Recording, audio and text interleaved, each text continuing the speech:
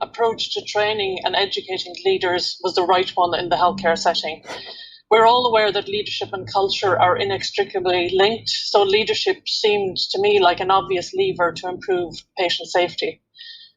Exploring the existing literature and evidence in this field, it seemed that what was emerging was an accumulation of evidence for team-based approaches and shared approaches to leadership. However, in contrast to this evidence, there was almost a complete absence of guidance or training or how to, I suppose, in terms of supporting teams collectively deliver safe care. In this program, we set out with three overarching objectives. The first was to really understand the lived reality of teams and understand the challenges they encounter in their attempts to work collectively and collaboratively. The second was to synthesize the evidence from research and practice to inform the development of an acceptable intervention that might support teams to work more collectively to improve their performance and to enhance patient safety. And secondly, I suppose, to embed a co-design approach to this work. And the third objective was to implement this in a variety of teams and to assess the impact it would have using a realist evaluation approach. I'll explain what a realist evaluation is later in the presentation. Just so we're all on the same page here, I'd like to explain how I understand the concept of collective leadership, as this is a key concept and the approach that underpins the program of research that we have been engaged in. So collective leadership is an emergent and dynamic team phenomenon whereby leadership roles and influence are distributed among team members. It focuses on the team taking collective responsibility, and there is both individual and collective accountability for the delivery of safe care. Awareness and recognition that collective impact is more powerful than individual impact is another key component of the collective leadership approach. The strength of this approach, from my view, is that it harnesses collective intelligence of all the members of the team, and it empowers team members to lead in areas where they have the capability and the relevant expertise to do so. I'm not sure if you're familiar with the concept of T-shaped professionals. If you think about the letter T, the vertical bar represents the depth of skills and expertise of a particular discipline or person-specific discipline, and the horizontal bar is the ability to collaborate across disciplines. So T-shaped professionals are professionals who have a well-developed specialty skill set, but also broad capabilities in other areas. And this is important for taking collective responsibility, which is a key underlying component of collective leadership. There are several benefits to collective leadership, and there is sufficient or quite a lot of evidence in the literature that it reduces mortality and leads to better patient outcomes, that it enhances team performance and quality of care, that there's high staff engagement and decision making, and that results in better performing hospitals, and that there's reduced work stress, burnout, and staff attrition as a result of this collective approach being taken within healthcare.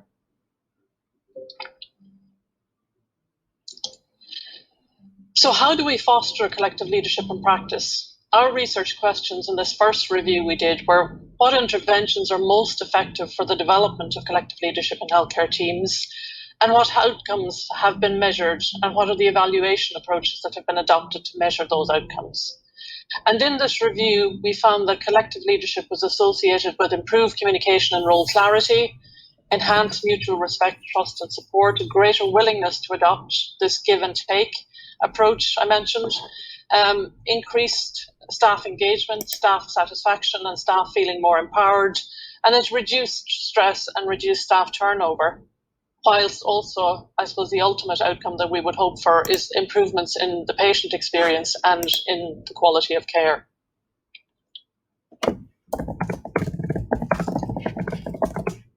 Team-based training and time for this was a crucial active ingredient in the interventions that we reviewed in this systematic review.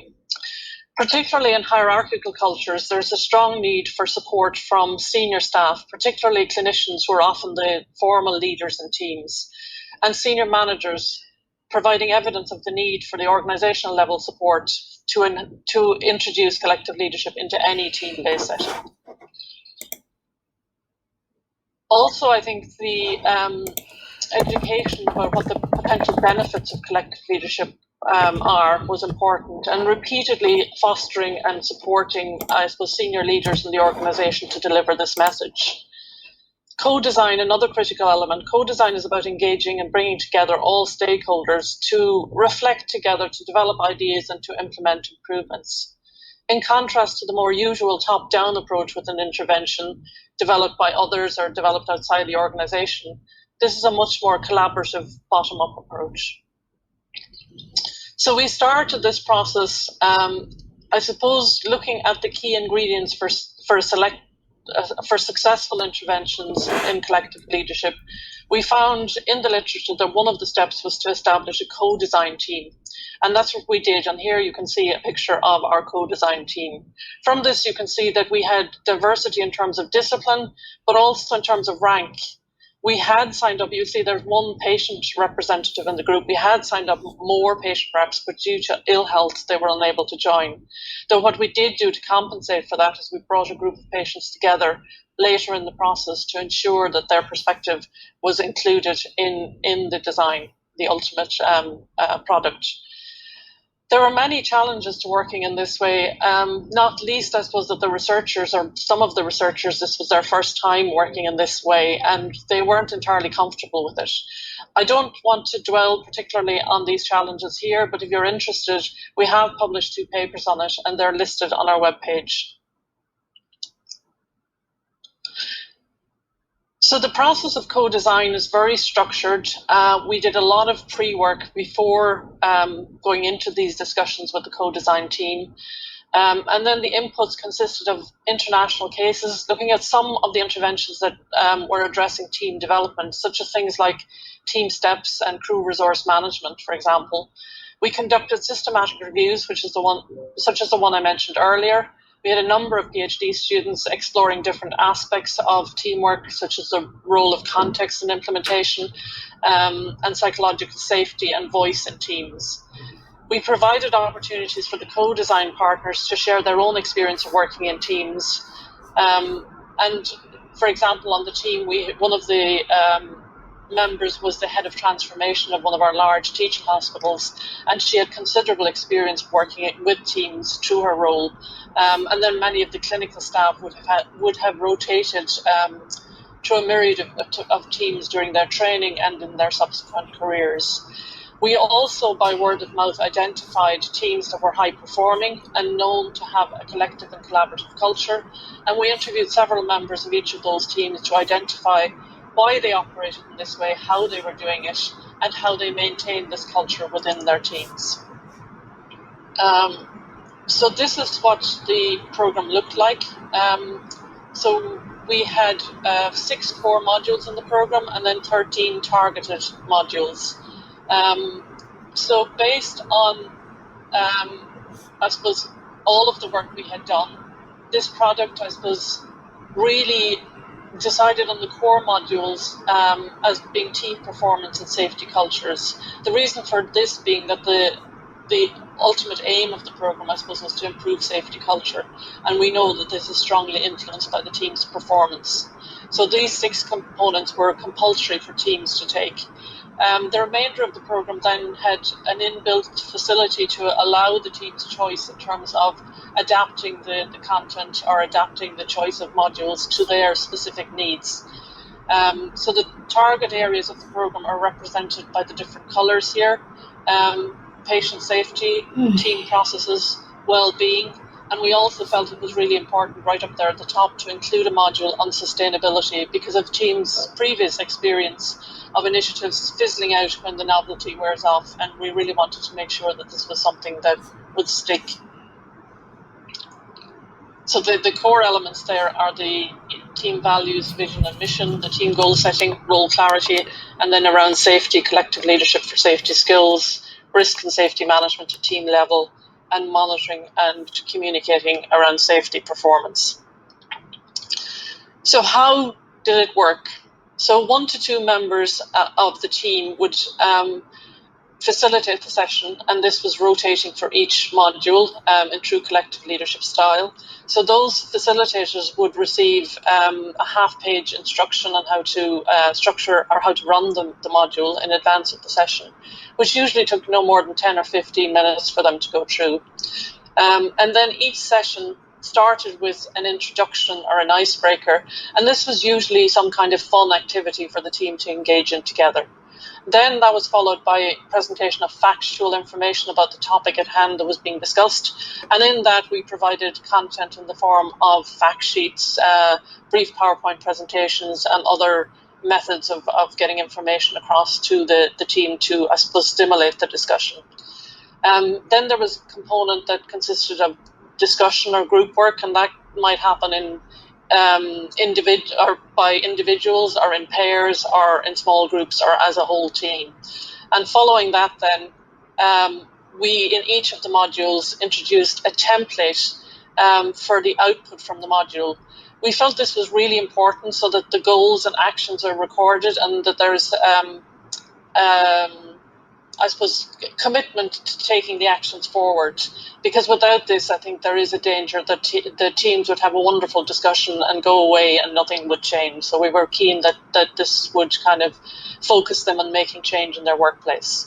And then the final component was really devoted to getting some feedback on how the module worked for people.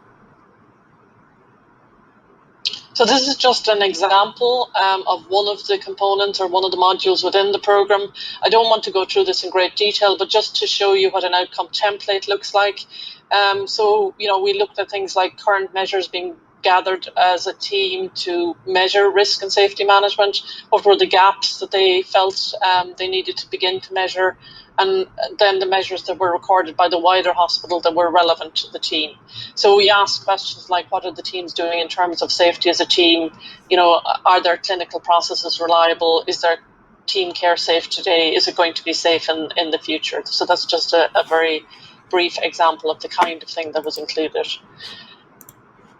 Our next step was to pilot this program, and for this pilot we selected 4 diverse team types. We looked at an orthopaedic team which had been set up across 2 hospitals, a larger acute teaching hospital and a smaller regional hospital, and the purpose of that team was to reconfigure the services across the 2 sites. We included an acute medicine team which had the challenge of being located in 2 different units on 2 levels of the same hospital. And then we took a team that was working in terms of the discharge of older people, and that was a team that included hospital personnel, but also community personnel from the step-down facilities that these older people were usually discharged to. One of the issues there was that there was a revolving door, that people were being sent back into the hospital because of the community facilities' inability to care for their needs or the level of care they needed. And then the final team was a perioperative director team, which is a more traditional type team in an acute hospital setting.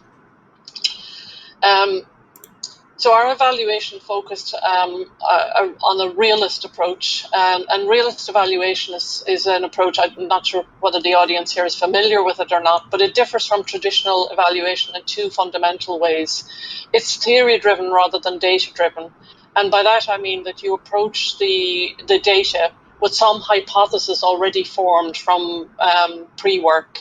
And this hypothesis really then drives your analysis and synthesis of the data, because you're looking for evidence to either refute or refine or confirm that hypothesis. It goes deeper than addressing the typical evaluation question of does this work, to ask the how and why questions. So what works for whom, in what circumstances, how, why, and to what extent.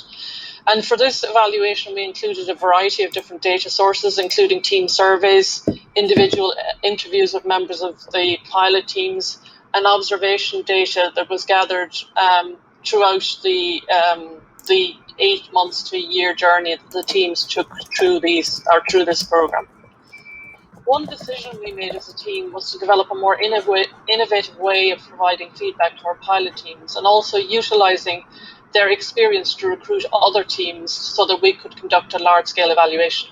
So I just want to take this opportunity to play you one of the videos that we produced, which is a 2.5-minute summary of the benefits of the programme in the participants' own words. Hierarchical leadership has been implicated in patient safety failures, and teamwork can be negatively impacted by hierarchy.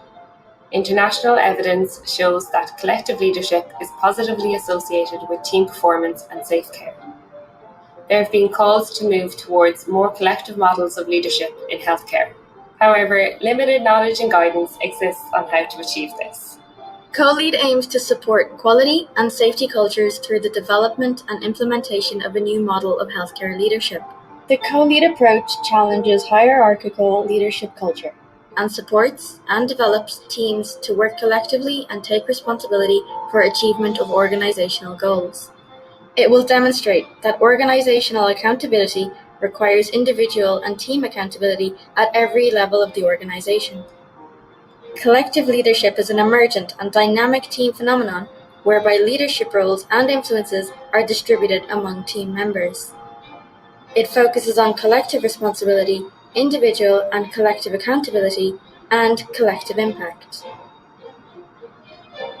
This was like a whole new way of looking at leadership as a team, and how we work together as a team. It's a process of learning to lead together and to reflect and improve structures to the betterment of patient care and patient outcomes. It's better because it's collective. Everyone has a say in it. I think that's what the Co-Lead project gave. The ability to look at what we could control. It is really good because it definitely puts you out of your comfort zone. The Co-Lead sessions were very different to what we'd normally discuss in our teams. Useful, yes, but they challenged. I think they would challenge us considerably. We don't normally call each other out on things that we probably should call each other out on, and maybe they provided a forum for us to do that. It improves patient safety, it improves team morale, and it improves team working. And if you sit down and solve problems together, it's amazing the work you can get done. But if you don't, you keep on working frustrated when you could be working differently. It's just basically that our work is a little bit more worthwhile.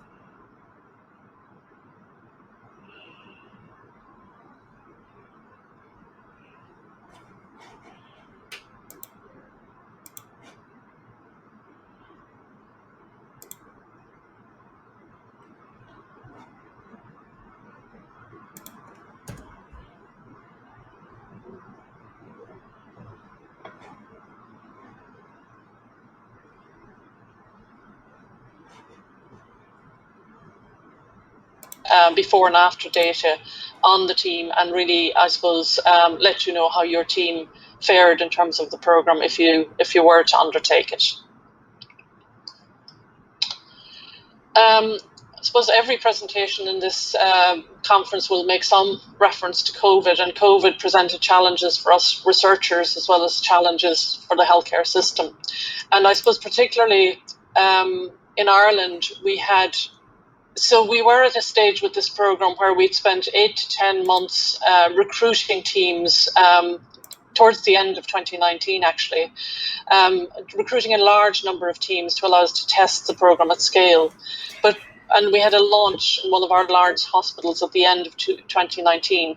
We had 20-something teams lined up to start in January, and then COVID hit. And because Ireland's health system was, I suppose, under severe pressure because we have quite a small critical care capacity compared to other countries, the system immediately went into overdrive, and all research activity in hospitals was stopped and hasn't since commenced.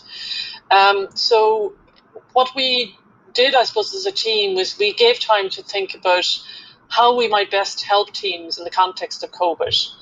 And firstly, what we did is we adapted the whole programme to give teams the option of completing the programme online, with teams meeting virtually rather than sharing a physical space. Recognising, of course, that there are limitations to this, and I mean, we know what they are. We're all familiar with, our Zoom-filled days, so I'm sure the same is true of hospital staff. Then we started to think about learning from COVID. So how did we do this? I suppose we noticed, that a lot of stories were appearing on social media and other platforms. And it was mainly healthcare professionals that were sharing these stories about things that had happened in their teams. So we set out to scrape these stories from Twitter and other social media platforms. We contacted the protagonists and we conducted formal interviews with them based on fleshing out, I suppose, the stories a bit more. We then identified which stories we would collect for more in-depth analysis. We also conducted a national survey of healthcare professionals to understand their experiences. And that research is currently being written up by the team. But based on the stories, we have developed an additional module for this collective leadership program, really, I suppose, to re-energize and reconnect teams post-COVID. We have, I suppose, focused in on the stories that demonstrate collective and collaborative approaches and really tried to encourage the teams to, I suppose, towards guided reflection and extracting the learning from this whole process and from their experiences during COVID. I'm just sharing with you here a selection of publications on our collective leadership work. There's more available on the CoLead website. It comes up at the end of this presentation, and more information on our other research projects at the UCD Irish Centre is available at the link here. So I'd just like to thank you for listening to the presentation. I'd also like to thank my colleague, Dr. Aoife de Bruin, who was meant to co-present this presentation with me and led on a lot of the components of this research work, and my colleagues for their contribution, their enthusiasm for the work, and for practicing what they preach, collective leadership. Thank you.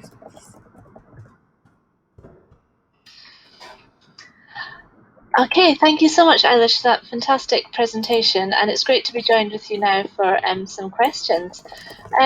So I'll kick off with just a general question. I think somebody asked earlier in the conversation about, obviously you're talking a lot about sort of challenging hierarchical leadership models, but you must need some sort of buy-in from those same models to start programs like these across the whole organisation. So just wondered about your take on how you sort of, begin a project like this when you need to go to the very hierarchies which you're looking to disrupt. Yeah, that's a very good question, actually, and I didn't speak very much about all of the preparation work that went into, I suppose, to the point where we were able to recruit teams. And we certainly did a huge number of presentations, a huge number of meetings, discussions with the senior people right across the system, whether it was the CEOs of hospitals, the senior clinicians, the directors of nursing.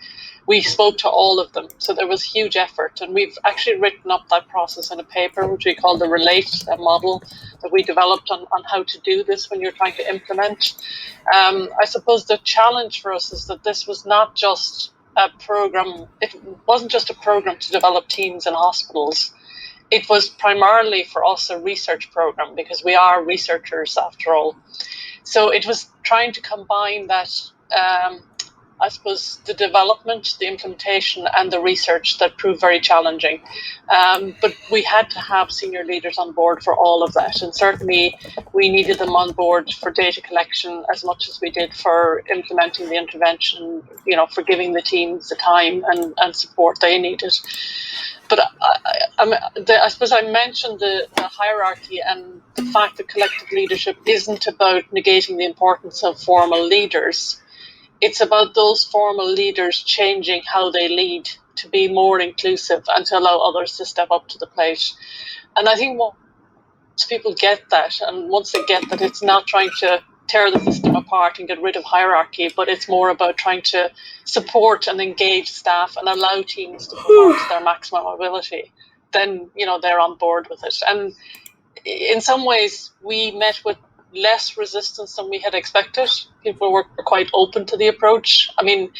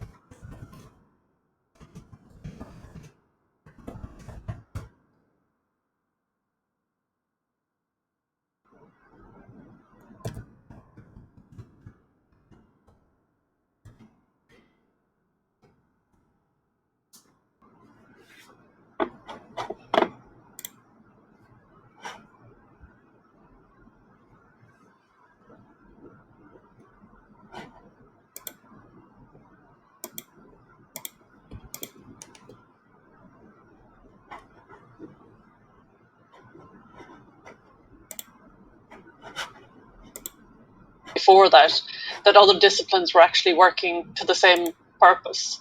So that to share and understand each other, I think, is critical towards getting the consensus and getting people on the same page. Thank you. And I think we have time for one final question, which I think is a great one that came in from Mark Wilson. How do you stop things slipping back? Once you start with these great objectives and everyone starts on the same page, I think we've all had those experiences of when the novelty wears off, sort of things slipping back into the old methods. So how do you ensure that these good practices you've put in place, these great teams, continue in the way that they started? I mentioned during the talk that we developed a module which we call the sustainability module, and that's a session deliberately getting the team to sit down and ask themselves that question. How do we ensure that we continue to practice in this way? So they make a plan for it. They said, the emphasis on templates and outcome and a commitment, a kind of written commitment as well as a verbal commitment, I think is hugely important. Now, of course, there will be slippage and people will slip back to some extent. But just from the teams we have worked with and the feedback they gave, they really felt that it changed the culture of the team. And, it allowed them to take responsibility and to take action. It gave them permission almost. And that in itself, I think, is it's something that continues and sustains. If you start to do that, it is possible to continue. I mean, it's a big question as well, I suppose, in relation to COVID. Everywhere people are asking now, we worked very differently during COVID. Healthcare professionals, the red tape was removed. They had much more autonomy. They were able to innovate and come up with creative solutions. And we have multitude of examples in our research I mentioned around the COVID stories. But, people have experienced what it's like in that kind of environment and they want to hold on to it. It's better than what they had before. And I think often people are kind of constrained in the position they're in because they don't see what better looks like. They don't experience what better is going to be. And where I am now is comfortable. It mightn't be perfect, but it's more comfortable than change. But because of that kind of rapid forcing of change that occurred through COVID, people experienced what it was like to really work as a team. And, that came back from so much of our research around that, I suppose, real sense of, now I can finally contribute to my maximum. I feel I'm doing something really purposeful here. Whereas prior to COVID, people may have felt frustrated because they weren't able to contribute everything that their skill set might allow. Wonderful. Thank you, Eilish. I think that's a great message to end on as well, and I think shows the real power in projects like this. So thank you so much for taking the time with us today to share the work you've been doing.